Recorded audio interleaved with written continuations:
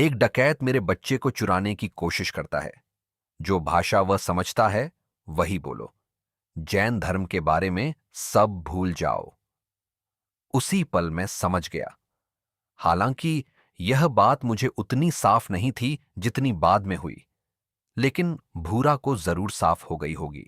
मेरे दादाजी जरूर सिचुएशन समझ गए थे, क्योंकि उन्होंने अपनी आंखें बंद कर लीं और अपना मंत्र दोहराने लगे।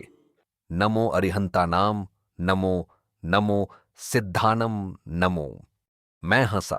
मेरी दादी खिलखिलाई। भूरा बेशक सिर्फ मुस्कुराया, लेकिन सब सिचुएशन समझ गए और वह हमेशा की तरह सही थीं। मेरी दादी में भी हमेशा सही होने की यही खूबी थी। उन्होंने भूरा से कहा, क्या तुम्हें लगता है कि ये डकैत जैन धर्म में विश्वास करते हैं? और वह बूढ़ा मूर्ख। उन्होंने मेरे दादाजी की ओर इशारा किया, जो अपना मंत्र दोहरा रहे थे। फिर उन्होंने कहा, उस बूढ़े मूर्ख ने तुम्हें सिर्फ हवा में गोली चलाने के लिए कहा है, क्योंकि हमें मारना नहीं चाहिए। उसे अपना मंत्र दोहराने दो। उसे मारने के लिए कौन कह रहा है? तुम जैन तो नहीं हो, है ना? मुझे उस पल अंदर से पता चल गया था कि अगर भूरा जैन हुआ तो उसकी नौकरी चली जाएगी।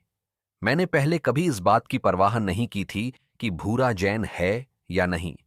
पहली बार मुझे उस बेचारे आदमी की फिक्र हुई और मैंने प्रार्थना करना शुरू कर दिया। मुझे नहीं पता था कि किससे, क्योंकि जैन किसी भगवान में विश्वास नहीं करते। मुझे कभी किसी विश्वास में नहीं डाला गया था, लेकिन फिर भी मैं अपने मन में कहने लगा, भगवान, अगर आप हैं तो इस बेचारे आदमी की नौकरी बचा लो। क्या तुम बात समझ रहे हो? तब भी मैंने कहा, अगर आप हैं। मैं ऐसी हालत में भी झूठ नहीं बोल सकता। लेकिन शुक्र है कि भूरा जैन नहीं था। उसने कहा, मैं जैन नहीं हूं, इसलिए मुझे कोई फर्क नहीं पड़ता। मेरी नानी ने कहा, तो फिर याद रखना कि मैंने तुम्हें क्या बताया है, न कि उस बूढ़े बेवकूफ ने क्या कहा है। असल में वह हमेशा मेरे दादाजी के लिए यही शब्द इस्तेमाल करती थीं, वह बूढ़ा बेवकूफ।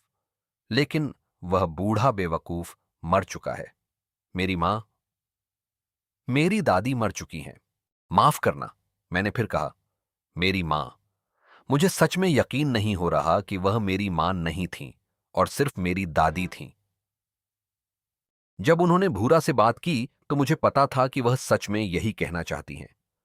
भूरा भी जानता था कि वह सच में यही कहना चाहती हैं। जब मेरे दादाजी ने मंत्र बोलना शुरू किया तो मुझे पता था कि वह भी समझते हैं कि वह सच में कुछ कहना चाहती हैं। मुझ पर 2 बार हमला हुआ और मेरे लिए यह एक खुशी, एक एडवेंचर था। असल में मैं अंदर ही अंदर जानना चाहता था कि किडनैप होने का क्या मतलब होता है। यह हमेशा से मेरी खासियत रही है। आप इसे मेरा कैरेक्टर कह सकते हैं। यह एक ऐसी क्वालिटी है जिससे मुझे खुशी मिलती है। मैं अपने घोड़े पर जंगल जाता था, जो हमारा था। मेरे दादाजी ने वादा किया था कि जो कुछ भी उनका है वह मुझे वसीयत में मिलेगा, और वह अपने वादे के पक्के थे।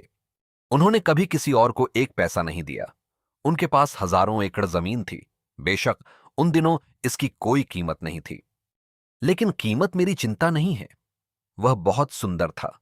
वे ऊंचे पेड़ और एक बड़ी झील, और गर्मियों में जब आम पक जाते थे तो बहुत खुशबू आती थी। मैं वहां अपने घोड़े पर इतनी बार जाता था कि घोड़े को मेरे रास्ते की आदत हो गई थी। मैं अपने घोड़े पर जाता था और प्रिंसेस डायना की शादी के जुलूस में उन घोड़ों को देखकर मुझे यकीन नहीं होता था कि इंग्लैंड में इतने सुंदर घोड़े हो सकते हैं। वे सभी लोग, और मैं सिर्फ घोड़ों से प्यार कर सकता था। वे असली लोग थे। क्या खुशी, क्या कदम, क्या डांस, बस सेलिब्रेशन। मुझे तुरंत अपना घोड़ा याद आ गया, और वे दिन, उनकी खुशबू अभी भी है। मैं झील देख सकता हूं और जंगल में घोड़े पर एक बच्चे के रूप में खुद को देख सकता हूं। यह अजीब है। मैं आमों, नीम के पेड़ों, चीड़ की खुशबू सूंघ सकता हूं, और मैं अपने घोड़े की भी खुशबू सूंघ सकता हूं। यह अच्छा है कि उन दिनों मुझे खुशबू से एलर्जी नहीं थी, या कौन जाने, मुझे एलर्जी हो सकती थी, लेकिन मुझे इसका पता नहीं था। यह एक अजीब इत्तेफाक है कि मेरे ज्ञानोदय का साल ही मेरे एलर्जी होने का साल भी था।